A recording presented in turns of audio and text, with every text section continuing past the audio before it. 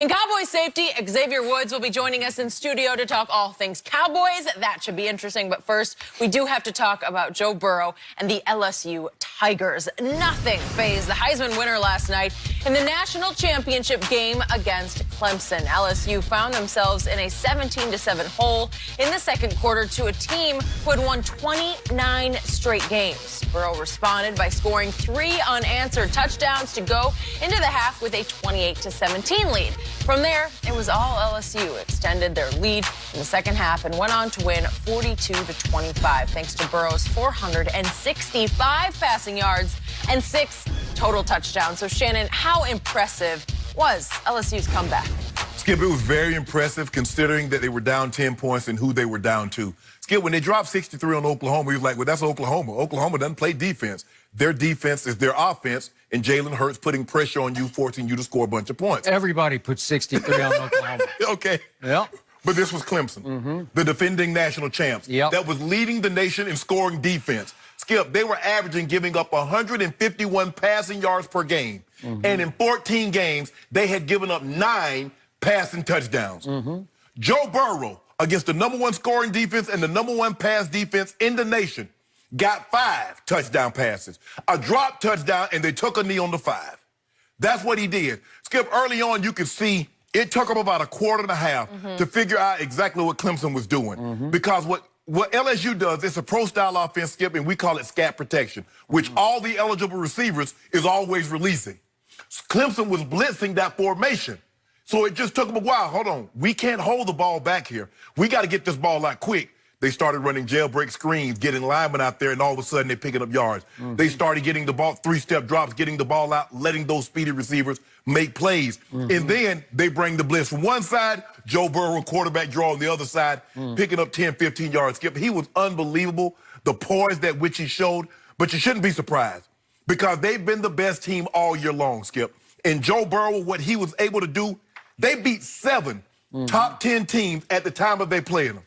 Joe Burrow is 27-2, 27 touchdowns, 2 interceptions. He's averaging 398 yards a game, Skip. So what he did and who he did it against is what makes it impressive. You can say, well, if he did this against Ole Miss or he did this against somebody else. But, Skip, this is a team that had won 29 straight games. Their defense, and we know what Brent Venables, okay, we talk about St. Nick, and so you're like, I'm done with St. Nick. Brent Venables is the best defensive coordinator in the country. And Joe Burrow made him look mundane. Skip, the dude, they had 623 total yards against the #1 defense. That would be the equivalent of a running back gaining 250 against the 2000 Ravens. You're like, what? That's what I was saying. He made that defense look very, very average. And we know that defense is anything but average. Their best corner, Skip, they tried to hide their best corner. And they found him. The thing is that LSU has so many good receivers that you can't hide a bad corner. Because you go from Jefferson to Chase to Marshall, then you throw in Randy Moss' son Thad. Where you going? This was very impressive. They've been the best team. This was a Cinderella season that got capped off, Skip. I haven't seen anything like this. Not what Joe Burrow did, what LSU done, and for them to cap it off in the fashion in which they did, it was unbelievable. They beat Clemson.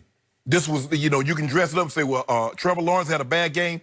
They beat Clemson, the defending champs, and Joe Burrow and that offense was spectacular. Would you say Dabo got humiliated last night? Well, he did. What is it? Turnaround is fair play. He did it to St. Nick last year. Okay, what goes around comes around. They call it karma. You know, that's what I love about karma. Because karma is sometimes patient. It'll wait 5, 10, 15 years, and sometimes it's Amazon Prime. It's right around the corner to drop it off to you. Well, this one took like 15 years. No, it didn't. Because I don't think Dabo's had much karma in his coaching life. No. Seriously. Well, hold on. I think Coach Saban shut him up when Kelly Bryant was before Trevor Lawrence the year before. I think Coach Saban shut him out 23-0 or 23. Something. But not like this, Skip. Not like this. So, to amplify what you just said, to me, Dabo Swinney is a far better coach than Coach O. Far better. I think anybody who knows college football would agree with that. Yes. That Coach O is more of a recruiter than a strategist, right? Might be a heck of a motivator, though. He's a motivator, recruiter, but Yes. when it comes to X's and O's, I've never thought he was the greatest at that. And I'm going to point out that it wasn't that long ago, shortly into the 2017 season, Coach O was on the hottest of hot seats at LSU. Yes. They had just lost at home to Troy, 24-21, and there were lots of stories in the state of Louisiana about how much it would cost to buy out Coach O's contract. Right. That wasn't that long ago, just a couple of years back. That is correct. And as you point out, Clemson came into this game with the #1 scoring defense in the nation, and I do agree with you. Because Brent Venables, I know from University of Oklahoma days, he is the best at what he does. So when I saw Trevor Lawrence on a little option keep score the first touchdown of the game, and if we could see that, he blew a kiss to the LSU fans.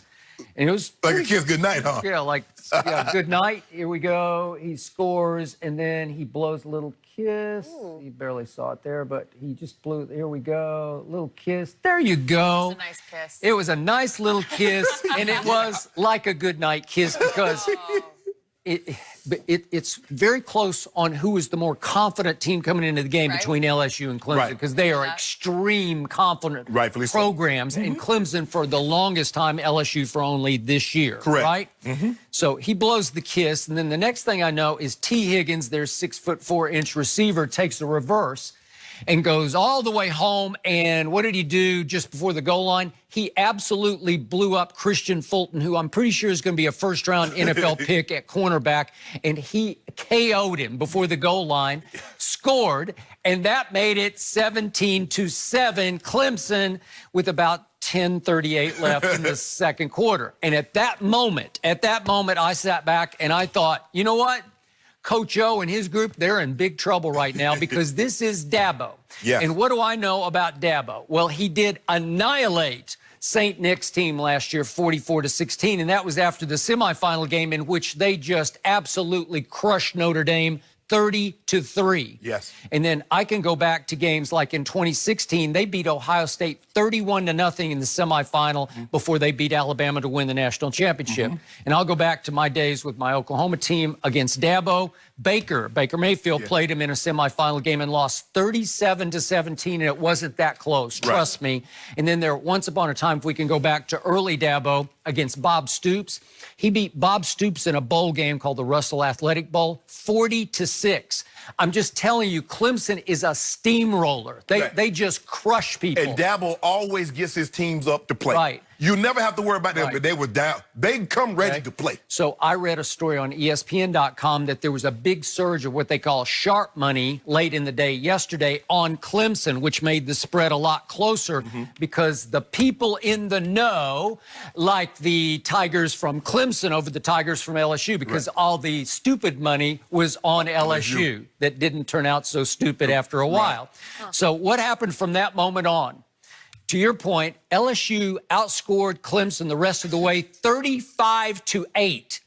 Let that sink in. 35-8, and it wasn't that close. No, it was a mismatch from that point forward.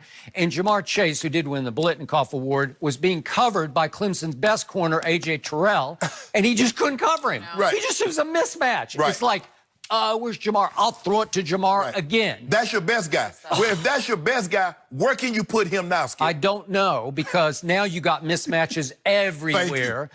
And Joe Burrow is an escape artist as well as a deadly accurate passer because he's got legs now He's for more 6'4". athletic than you think. Whew.